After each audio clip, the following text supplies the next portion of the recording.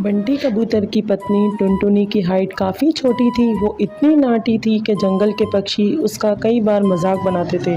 हा हा हा, टुनटुनी तेरे लिए तो किचन में मुझे टेबल रखना पड़ेगा। हा हा हा, माँ जी इतनी भी नाटी नहीं हूँ, और हाँ हील्स पहनकर तो आपके जितनी आ जाती हूँ।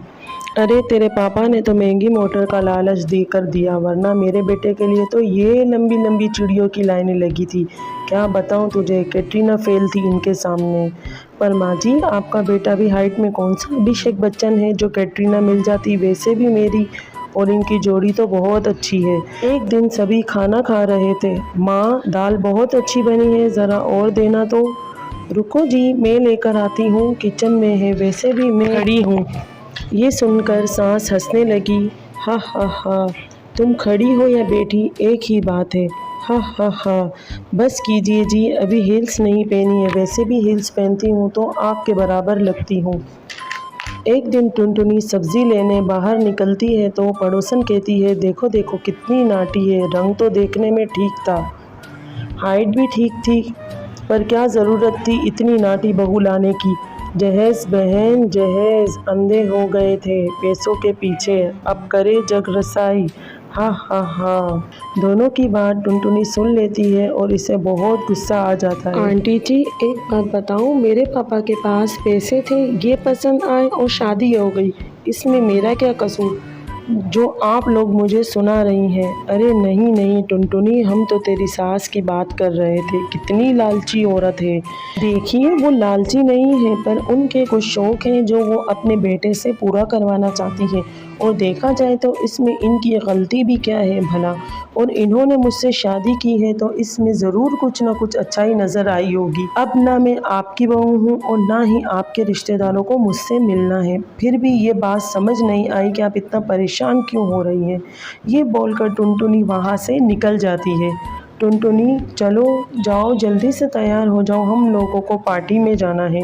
टुनटुनी तैयार होकर पार्टी में जाती है, जहाँ बंटी का दोस्त उससे कहता है, अरे बंटी तू कितना लकी है यार, तेरी बीवी की हाइट इतनी कम है कि तुझे बच्चे की ज़रूरत ही नहीं, भाभी बच्चे जैसी है। हाँ हाँ हाँ, और बंटी अगर मेरी बीवी की हाइट इतनी कम हो तो मैं घर से बाहर निकलूं ही नहीं, कभी फुदक कर कहीं चली गई तो लेने के देने पड़ जाएंगे। सभी टुनटुनी पर हंसने लगते हैं। तभी पार्टी की जगह पर आग लग जाती है। अरे भागो, जल्दी से भागो, अरे बाहर के दरवाजे पर ही आग लगी है, हम बाहर निकलेंगे तो निकलेंगे कैसे, कोई रास्ता भी नहीं है। अरे रास्ता है ना, अगर कोई सामने वाली खिड़की से बाहर निकल जाए तो सब निकल सकते हैं।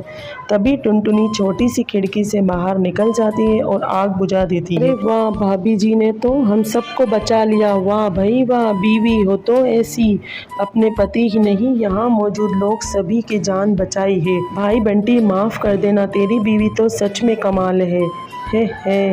मुझे तो ये बात पता है और मुझे मेरी बीवी पर गुरूर है। टुनटुनी मुस्कुरा कर अपने पति की तरफ देखती है। कुछ दिनों बाद टुनटुनी और इसकी सास मार्केट जाती है। वहाँ पर, अरे भैया ये कपड़ा देना, कितने का पड़ेगा। मैडम जी ये तो बहुत महंगा कपड़ा है, अब बस 2 मीटर बचा है, मेरे तो किसी काम का नहीं है, आप बस इसके 100 रुपये दे दो। अरे भैया ये तो मैं क्या करूँगी इस टुकड़े का, वैसे तो बड़ा ही सुंदर है। तभी टुनटुनी बोल पड़ती है, इसमें तो मेरी पूरी ड्रेस सिल जाएगी। ये कहकर वो कपड़ा ले लेती है। अगले दिन टुनटुनी वो ड्रेस पहनकर सास के सामने आती है। अरे वाह टुनटुनी, ये ड्रेस तो काफ़ी ही सुंदर लग रही है, काफ़ी महंगी होगी। अरे कपड़ा तो मैंने ही पसंद किया है, बस पूरा नहीं था तो मैंने इसके लिए ले लिया, सिर्फ 200 रुपये की ड्रेस है पूरी। ये देखो माँ जी, नाटी होने के भी कम फ़ायदे नहीं हैं। जैसे तैसे दिन कट रहे थे, साथ साथ पड़ोसियों के मजाक बनाने का सिलसिला भी चल रहा था। एक दिन मोहल्ले से ज़ोर ज़ोर से आवाज़ आती है, हाय रे मैं मर गई। अरे क्या हुआ, देखते हैं तो सभी गड्ढे के सामने भीड़ लगा कर खड़े होते हैं।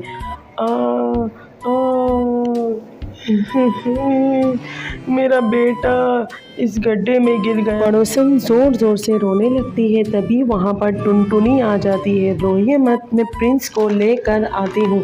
ये बोलकर नाटी सी पतली सी टुनटुनी चिड़िया बच्चे को बाहर लेकर आती है। तब क्या था, एक बार फिर टुनटुनी के लिए तालियां बजाते हैं। मुझे माफ़ कर दो टुनटुनी, मैंने तुम्हारी हाइट का कितना मजाक बनाया था। कोई बात नहीं मासी, प्रिंस ठीक है, ये बहुत है। अब वो दिन आता है जब सास टुनटुनी की तारीफ करती है। वाह बहू वाह, तेरी तारीफ़ें सुन सुन कर तो मैं बहुत खुश हो गई।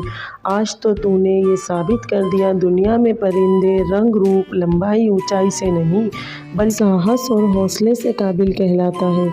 मुझे माफ़ कर देना बेटी।